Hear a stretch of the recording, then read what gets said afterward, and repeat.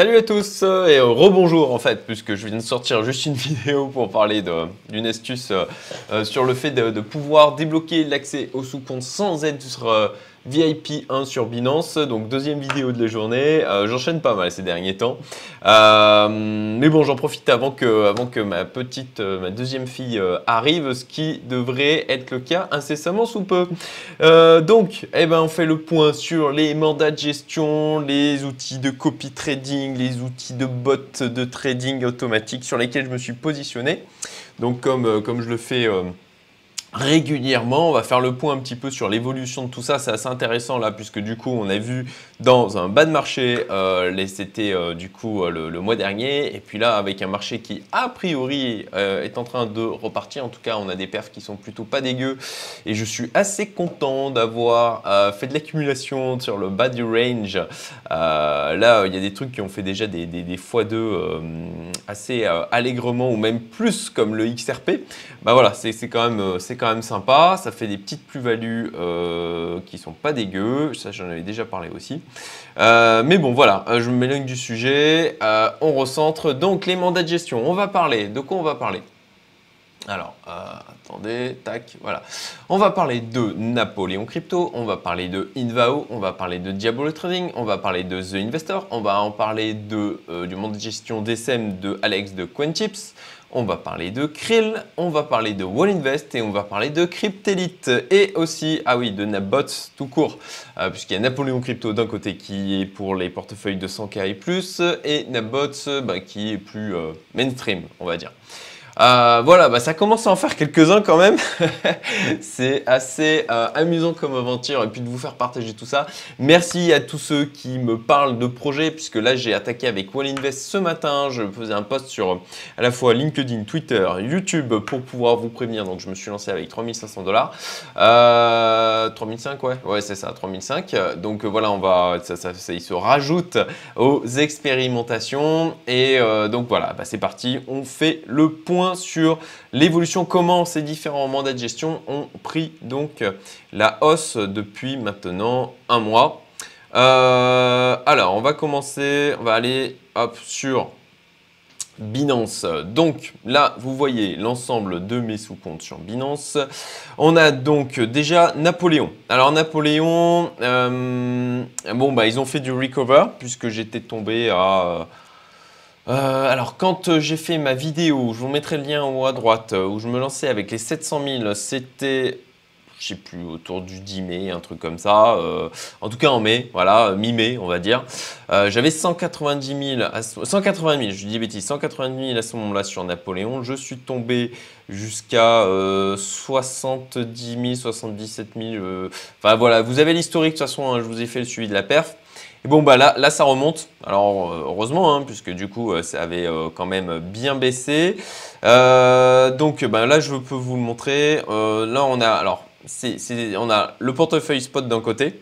Donc là, on voit il y a 92 000 sur le portefeuille spot et puis les contrats à terme aussi de l'autre. Donc là, on voit il y a 3 500 à peu près. Donc 92 plus 3 500, ça fait à peu près 95 500. Donc ça a remonté, c'est cool. Par contre, j'ai pas encore retrouvé donc les 180K que j'avais en mai. Mais bon, j'ai bon espoir que ça soit le cas. On est bon, a priori, on se dirige vers le scénario qui était mon scénario privilégié, donc d'ici la fin de l'année. Mais bon, on peut encore, tant qu'on n'a pas vraiment pété les précédents ATH, on peut avoir un retournement de marché, même si d'une manière générale, les indicateurs sont plutôt positifs. Voilà. The Investor, donc pour rappel, j'étais rentré avec 1,12 Bitcoin, je suis à 1,13, donc on a eu une baisse. Alors, ce qui est intéressant de savoir, c'est qu'au maximum, au plus fort de la baisse sur The Investor, puisque pour rappel, The Investor, le principe, c'est que c'est du trading versus Bitcoin. Donc, l'objectif est d'accumuler un maximum de Bitcoin. Je suis tombé au plus bas puisque les alts ont pris très cher versus Bitcoin, comme vous le savez, là sur mai, juin et même juillet. Donc, au plus bas, je suis tombé à 0,80 Bitcoin. Donc, on n'a pas... on a effectivement un drawdown qui est important, mais qui n'est pas non plus démentiel. Au final, il a été plus faible que Napoléon Crypto. Là, je suis à 1,13, donc bon, bah, un petit peu en gain versus Bitcoin. Donc voilà, ma foi, il y a pas mal d'ordres qui sont ouverts, hein, il y a pas mal de positions. Il y a eu le passage aussi de leur version 1 de dashboard à la version 2, donc des évolutions aussi de ce côté-là, ça a bien avancé. Bon, moi, voilà, je reste satisfait pour le moment, mais il y a tout un suivi aussi. J'ai droit à un point mensuel avec le trader en chef Emmanuel. Manu, salut, si tu passes par là. Et donc, c'est assez appréciable en termes d'échange, à la fois sur le suivi de ce qu'ils font, mais aussi sur des échanges sur le marché, sa perception aussi du marché. Donc voilà, écoutez, factuellement, là, je suis un petit peu en gain sur The Investor, mais c'est pas non plus démentiel quoi, en termes de gain. Après, je suis rentré au plus haut du marché sur The Investor, et donc j'ai pris de plein fouet aussi la baisse. Ils ont plutôt, disons que ça aurait pu être bien pire en termes de baisse, puisque je suis passé de 1,12 au plus bas à 0,80, sachant qu'on a sur les altcoins et qu'on trade beaucoup sur les altcoins, on a eu des baisses qui étaient à moins 50, moins 60%, même pour certains pire. Donc c'est, disons qu'on a une protection du capital en Bitcoin qui n'est pas mauvaise, quoi. Voilà, qui est correcte. Voilà. En tout cas, c'est mon avis. Hein. Vous faites, voilà, je vous partage moi l'évolution de mes trucs et puis après, vous faites votre propre avis aussi. Krill, bon bah ça j'en ai parlé, même si je mettrai le lien vidéo. Krill, j'ai arrêté. J'ai arrêté, donc comme je l'expliquais, le fait qu'il fallait payer quoi qu'il arrive, c'était relou. Le fait qu'il fallait tout le temps être en train de recharger. Alors je comprends, hein, on m'a fait la remarque en disant « Ah bah oui, il faut bien que l'équipe gagne de l'argent ». Mais je le comprends très bien. Ensuite, le modèle économique, est-ce qu'il est le meilleur pour nous, investisseurs? Eh ben je ne trouve pas. Encore une fois, ça n'engage que moi. J'ai expérimenté 5 mois quand même. J'ai décidé d'arrêter en perte, hein. J'étais en perte à peu près de 40%. J'ai basculé cet argent-là sur du coup Cryptelite. Et voilà, donc du coup Krill, j'ai décidé d'arrêter. Alors déjà c'était assez chronophage hein, en termes de suivi, il y a plein de stratégies. Il faut acheter du krill pour nourrir les stratégies, qu'on gagne ou qu'on perde au final. Les stratégies, il faut les mettre à jour, il faut intervenir manuellement. Voilà, c'est pour ceux qui aiment toucher au truc, qui aiment bidouiller, qui aiment tester plein de trucs, ben c'est bien. Pour les gens comme moi qui c'est pas ce que je recherche, ben ça va pas. Cryptelite, franchement, ça me convient parfaitement parce qu'ils ont automatisé au maximum tout leur process et du coup il n'y a pas de surveiller, il n'y a pas à rajouter des crédits. Voilà, bon. Jusqu'à maintenant, je suis vraiment très content et puis j'apprécie aussi, voilà, j'apprécie beaucoup Benjamin, sa rigueur, en tout cas ce qu'il dégage en termes de rigueur et de connaissances de son côté. Donc voilà, on continue, je vais y venir à Cryptelite de toute manière. Diabolo, Diabolo, je suis ultra content. Ils ont très bien géré la baisse du marché. Une préservation parfaite, ou quasiment parfaite hein, du capital, genre une baisse de même pas 1% quoi, du capital, donc nickel. Et en 2 mois, là, ils m'ont fait gagner 12 000 $ sur les 50K que j'y ai mis, donc c'est vraiment super chouette. Et ils ont super bien chopé la hausse qu'on a eue là avec la hausse des billets, des alts, etc. Là, ils ont coupé les positions puisque c'était assez logique. Hein. Là, on est sur une zone au niveau du marché de prise de profit. Ils ont tout coupé. Enfin voilà, je suis vraiment super content et je prends mes profits au fur et à mesure.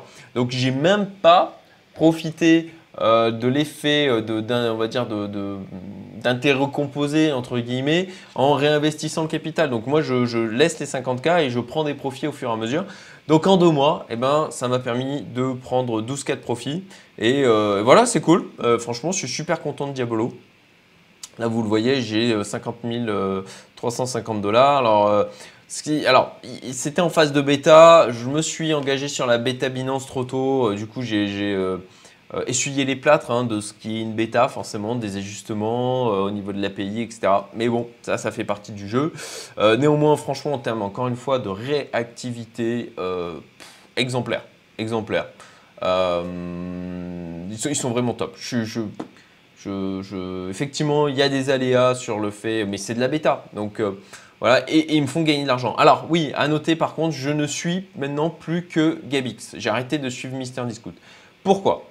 Parce que s'il y a quand même un défaut dans leur principe de fonctionnement, après c'est le choix du mode de fonctionnement, ce que je considère comme un défaut, d'autres personnes ne le considèrent pas forcément comme ça. Et franchement, bah, après, ça serait dans leur modèle économique, leur modèle de fonctionnement qui est en mode copy trading avec différents traders. Alors, franchement, je ne sais pas comment ils pourraient gérer ça autrement. Mais pour ma part, en termes de gestion, encore une fois, de simplicité de gestion, je n'ai pas envie de me prendre la tête. Donc, je ne suis plus que Gabix. J'ai arrêté aussi, j'étais sur le Binance Future, j'ai arrêté. J'ai arrêté le Binance Future. Je ne suis plus sur le Binance Future. J'ai tout mis sur le Binance Spot.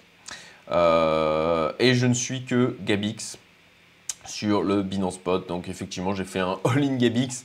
Mais franchement, c'est lui qui anime les lives sur la chaîne de Diabolo Trading, qui sont vraiment super intéressants. J'apprécie la personne là aussi. Je trouve qu'il gère très bien. Voilà, une très belle expérience sur le marché. Je crois qu'il a 20 ou 30 ans d'expérience en trading.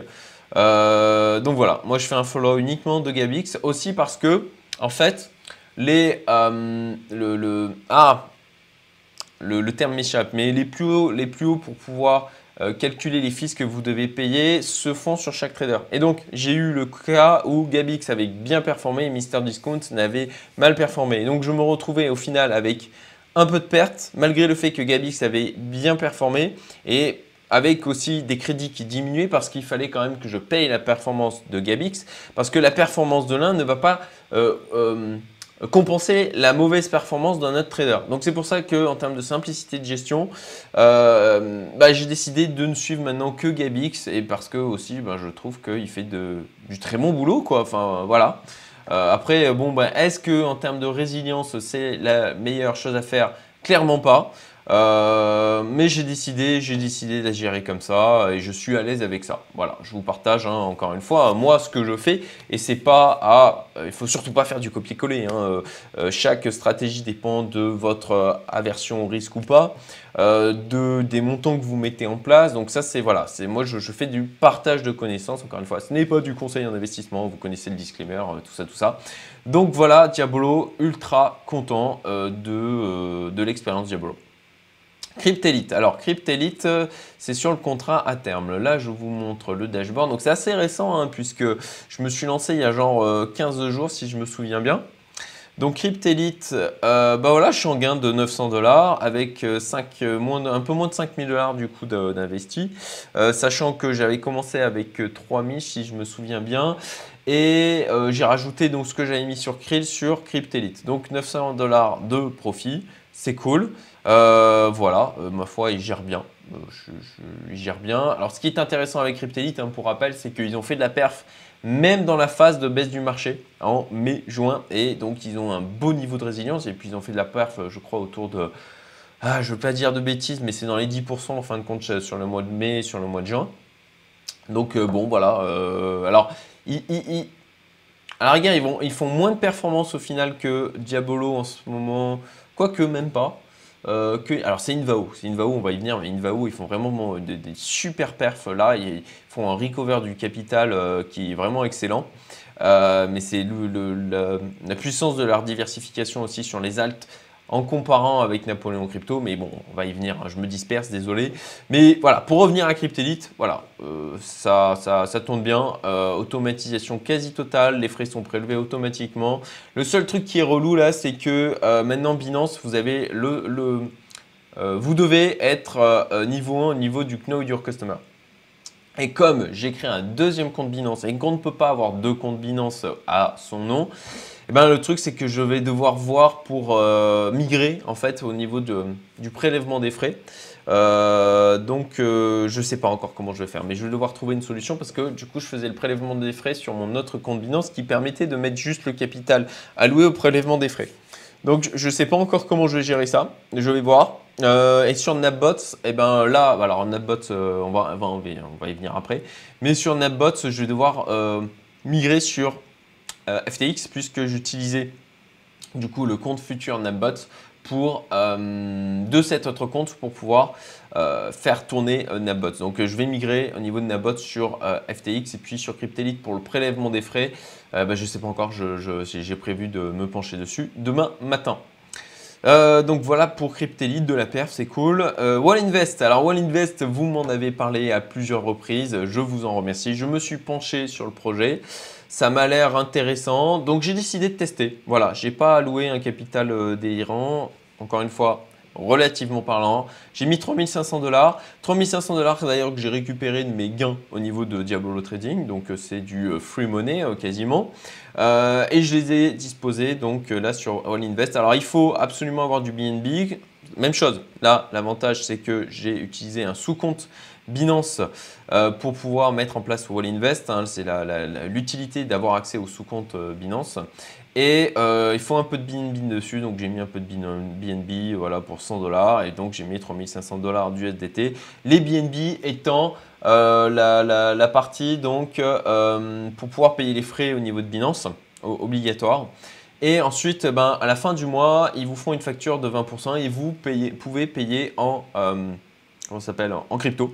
Donc ça, j'ai pas encore expérimenté, c'est tout frais. Voilà, j'ai lancé le truc ce matin. Et voilà, vous faites en clair ajouter un sac, vous mettez automatique, vous mettez votre montant à louer, vous mettez le niveau de risque sur lequel vous êtes le plus à l'aise. Ben, moi j'ai mis moyen, le risque dans les cryptos, ben, de toute façon j'ai décidé d'y aller. Vous avez un réinvestissement des bénéfices automatiques qui est a priori de ce que j'ai compris de 50%. Et voilà, donc c'est parti. Donc pour l'instant, il n'a pas pris de position puisqu'il attend qu'il y ait des opportunités d'achat, ce qui est plutôt bien plutôt que de rentrer directement sur le marché en mode comme ça, ah ben voilà, on rentre dessus. Ce que font d'autres, ça a des avantages et des inconvénients. L'avantage, c'est que si vous êtes dans une phase de marché où ça va pumper derrière, et ben, vous en profitez.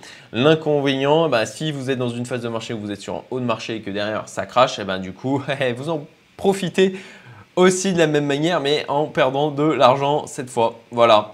Donc voilà pour Wall Invest Invao. Alors Invao, franchement, Invao, je suis super content. Alors, pour rappel, Invao, j'avais mis 230 000. Je suis tombé au plus bas à 160 000 et là, ils ont remonté à 200K. Donc voilà. Alors ça, c'est simplifié. Avant, on avait un sous-compte long hodl et puis short. Le sous-compte short n'est plus utile. Il n'y a plus qu'un compte maintenant long et hodl. Donc vous voyez, là, je suis à 153 000. Sur le hodl, je suis à 48 000. Donc voilà, j'ai même dépassé les 200K. J'ai quasiment retrouvé, voilà, à 30 000 $ près. Je suis proche de mon recover en termes de capital et j'ai bon espoir que ça se passe bien là d'ici la fin du dernier trimestre. Donc beaucoup plus vite, ça c'est quand même à noter. Il faut qu'on, voilà, en comparaison avec, je dirais que leur concurrent direct, c'est plutôt Napoléon Crypto à mon sens. Et ben, en comparaison, là, il y a quand même un recover du capital qui est beaucoup plus rapide. Alors, sachant que bien sûr, ils sont positionnés sur les alts. Donc, voilà, la stratégie, les stratégies Napoléon Crypto, Napbots, on l'a vu, hein, il y a eu un live effectué avec quelqu'un de chez eux sur ma chaîne, je vous mettrai le lien en haut à droite, qui expliquait en fait les raisons de ce drawdown assez monstrueux qu'on a eu sur mes joints. Donc j'ai bon espoir qu'ils aient appris de leurs erreurs. Là, niveau de Napoléon Crypto, ça remonte aussi. Et voilà, du coup, je laisse tourner et je pense que ça devrait bien se passer. Ensuite, le mandat de gestion DSM. Alors, mandat de gestion DSM, là, je ne peux rien vous montrer. Je peux rien vous montrer. J'ai mis 200K. J'étais descendu à 163 000 très exactement. Et je sais que voilà, Alex a communiqué sur son Discord du groupe privé en disant que du coup, il y avait eu 17% de rendement sur le mois de juillet. J'ai bon espoir qu'il ait fait aussi de la perf sur le mois d'août. Donc voilà, j'ai juste pris les 17% en l'état pour le moment et ce qui fait que je suis à… ah non, pardon, je dis des bêtises, j'étais descendu à 140 000 après avoir mis 200K. Donc un drawdown de à peu près 30%. Voilà. Ce qui était plus important que ce à quoi je m'attendais hein, du côté du mandat de gestion d'Alex. Bon, mais bon, encore une fois, c'est le jeu. Et j'étais rentré au plus haut de marché, hein, là aussi. Enfin, c'est pas tout à fait vrai. Le plus gros de mon capital, j'étais rentré au haut de marché. Donc voilà, 17% sur le mois de juillet. Bon, bah, normalement, je devrais être approximativement là à 163 000 de capital. Donc, ça fait un drawdown plus que de à peu près 18%. Puisque je suis à 163 800. Voilà, bah écoutez, on va voir ce que ça va donner. Là, j'aurai le prochain rapport fin septembre. On verra ce que ça donnera à ce niveau-là. Mais je suis plutôt serein sur cette partie-là, vu que bon, voilà, je connais Alex depuis longtemps et je sais les performances qu'il a été capable de générer de son côté et je sais aussi voilà, je connais sa rigueur personnelle. Donc bon. Je suis plutôt serein de ce côté-là, même si, sincèrement, j'ai trouvé que je m'étais trop exposé en termes de capital. C'est une erreur que j'ai faite et voilà, là, je réfléchis, une fois que j'aurai le recover de capital, de ce que je ferai. Est-ce que du coup, j'attends? Je pense que ce que je vais faire, c'est que je vais attendre d'atteindre le million au niveau de l'ensemble des mandats de gestion et que là, je prendrai les profits. Ça me semble cohérent. J'ai pas encore, voilà, je vous en parlerai. J'ai pas encore arbitré sur, c'est en cours de réflexion sur exactement ce que j'allais faire. J'ai des tas d'autres sujets annexes dont je ne peux pas forcément parler sur la chaîne, mais ça viendra dans les mois à venir. Mais j'ai beaucoup d'autres sujets aussi annexes et du coup, voilà, ça me prend pas mal de temps cerveau. En plus de la naissance, élément le plus important qui arrive, une naissance, donc une petite fille qui va arriver d'ici fin août. Ok, donc on a parlé, donc voilà, Invao, WinInvest, Cryptelite, Napbots, voilà, il reste Napbots. Alors Napbots, bon ben même chose, hein, du recover. Alors Napbots, j'étais rentré quand même avec dans les 4800 $. Voilà, là je suis à 3200 $. Donc ça pas encore, ça suit à peu près la même chose que Napoléon Crypto, puisque alors, je me suis pas amusé à aller changer les performances, comment ça s'appelle. Je sais qu'ils ont sorti plein de stratégies. J'ai pas pris le temps d'aller creuser le truc. J'avais pas envie de prendre le temps pour le moment. Je ferai certainement plus tard, mais là pour l'instant j'avais pas envie de prendre le temps. Je suis resté sur les stratégies. Déjà j'aime pas bidouiller en permanence. C'est la raison pour laquelle aussi je suis sorti de Krill, c'est que j'ai pas envie de bidouiller en permanence. C'est pas voilà, j'ai pas besoin de le faire, donc j'ai pas envie de le faire. Donc là aussi au niveau de Nambot, je suis resté sur les stratégies sur lesquelles j'étais positionné. Donc je vais vous remontrer. Il est où mon... Attendez, j'ouvre rapidement du coup le dashboard Napbots. Je me connecte, désolé pour ça, ça va prendre 2 secondes. Voilà, ok, et comme ça, voilà, c'est bon. Et je peux vous montrer donc l'interface. Voilà. Donc 4800 $ d'investis. Alors il y a eu en plus de ça les 50 $ ou 50 € tous les mois que je paye. Donc je reste bien en perte hein, sur Napbots. Au niveau des stratégies, voilà, je vous montre pour rappel les stratégies. Trade History Allocation, voilà.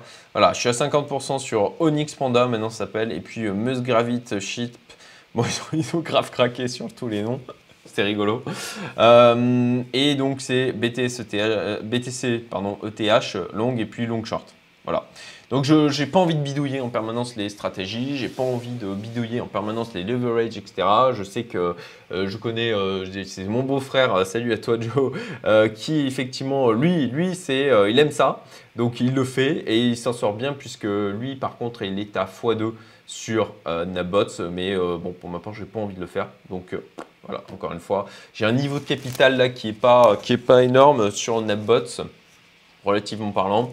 Donc voilà, j'ai pas envie de prendre le temps. C'est pas ce que je recherche. Limite, là je laisse tourner au final plus pour faire un suivi, de l'expérimentation, continuer à vous partager sur le sujet que vraiment pour moi faire du gain dessus quoi. Voilà. Et puis si je crame ce capital et que ça tombe à zéro, bah, c'est pas grave. Voilà.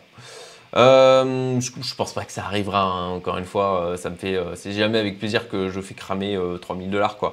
Enfin en l'occurrence là 4800. Je pense que ça va bien se passer d'ici la fin de l'année et que je finirai en gain.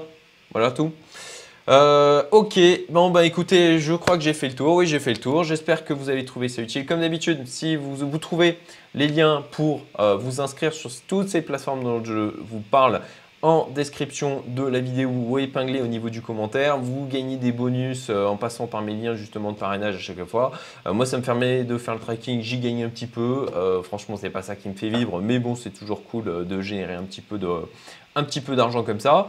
Et puis voilà, si vous avez comme d'habitude like, commentaire pour me remercier si vous avez trouvé ça utile. Et puis si vous avez d'autres aussi outils que vous trouvez intéressants, partagez-les moi. J'avais regardé.